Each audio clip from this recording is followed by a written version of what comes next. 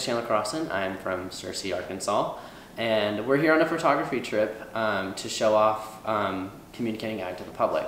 So our priority here is to communicate photos and also our story to the people in the outside world looking back in on us, and to make sure that they understand that agriculture is important and it's here and we're all just living it. How has Arkansas, I guess, been different from what you've seen in Texas so far? Very, very different. So we don't have a lot of flat land unless you go down to the southern tip of Arkansas. It's really cool because we don't get to see like the wide open space and the sky as much as you would here. We have mountains and rolling hills and a bunch of trees. So getting to see like this semi-arid flat land climate, because yesterday we went and took pictures of clouds in the sky, and it's just a whole different ballpark of photography, because in Arkansas you want to get the scenery, you want to get all those rolling mountains, those rolling hills, and here it's like you want to get the sky. And so being able to lower down that horizon line and open up and see the whole span of everything in just one shot is just amazing.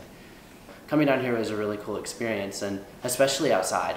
Going back out into the back of the park, I felt like I was sitting in that time era. Like, it didn't feel like I was in 2024, it felt like I was in 1890. Sitting there looking at this, holding a camera. I've just like time traveled. Really immersive and taking everything in. I just took everything in. I didn't want to waste a moment. So just getting to see the like awesome ways that you can portray history, not just by words, but by visuals, and really just getting to sit yourself down and just stop for a second and think, this is our history. Because coming from a family who has owned a little farm, it's not much, but on the large scale of what these ranches were, it just still shows that you've come a long way in farming and ranching, and especially the hardiness of it and going back to it. And these people survived this and they lived it well, and now it's being showed off and paid forward. Like I said earlier, like the way you can just immerse yourself here and just walk in and step into it, and the outside world doesn't exist.